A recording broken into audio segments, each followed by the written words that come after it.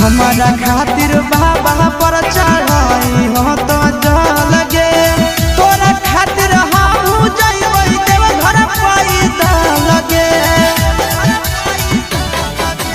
हमारा खातिर बाबा पर चढ़ाई हो तो जल गे तोरा खातिर हम जइबै देव घर पैदल गे।